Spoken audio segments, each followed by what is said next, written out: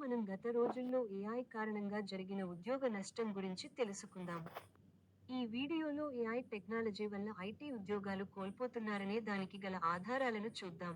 మొదట మనం ఏఐని ఉపయోగించి కోర్టు న్యాయమూర్తిని భర్తీ చేసే వార్తా నివేదికను చూస్తాము. తరువాత మనం ప్రభుత్వం ఐటీ కంపెనీలపై నిర్వహించిన సర్వే నివేదికను చూస్తాము. బోధనా రంగం, వైద్యులు, ట్రక్ డ్రైవర్లు వంటి అనేక రంగాలలో ఏఐ ఆక్రమించబోతోందని ఇది చూపిస్తుంది. ఎంతమంది ఉద్యోగాలు కోల్పోతున్నారో మరో నివేదిక. మరియు ఐటీ ఉద్యోగస్తుల ప్రస్తుత పరిస్థితి గురించి కూడా చూద్దాం.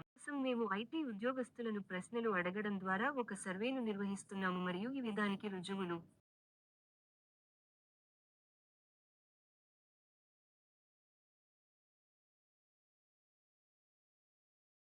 వాళ్ళందరూ వాళ్ళ కథనే చెప్పారు. వాళ్ళందరిలోనూ ఒక విషయానికి ఒకేలా ఉంది. అంటే వాళ్ళ జీతం ఒకేలా తీసుకోవడం. ఆ తర్వాత వారు ఇంటి ఛార్జీలు దాదాపు 10 నుండి 15,000 వరకు చెల్లిస్తున్నారు. పాల బిల్లు, కరెంట్ బిల్లులు, నీటి బిల్లు మొదలైన ఇంటి ఖర్చులు.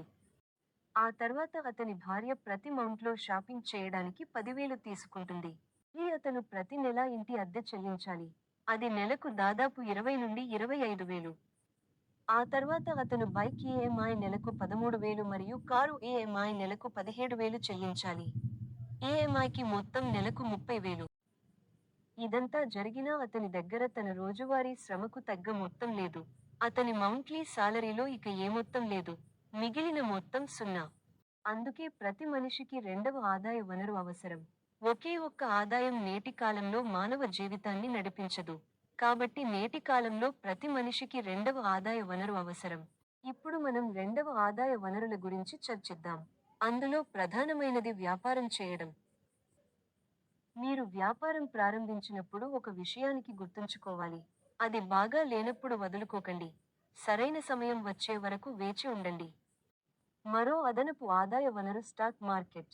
కానీ స్టాక్ మార్కెట్ గురించి పూర్తిగా తెలుసుకునే వరకు దానిలోకి వెళ్ళకండి. అది ఏమిటో తెలియకుండానే మీరు దానిలోకి వెళితే దానిలోని ప్రతిదీ కోల్పోతారు.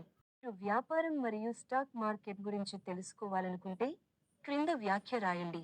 నేను దానిని తదుపరి వీడియోలో మీ కోసం చేస్తాను. ఈ వీడియో చూసినందుకు ధన్యవాదాలు మరియు నా యూట్యూబ్ ఛానల్ని లైక్ చేయండి, కామెంట్ చేయండి మరియు సబ్స్క్రైబ్ చేయండి. నా యూట్యూబ్ ఛానల్ పేరు ఆర్ఏ మోటివేషన్.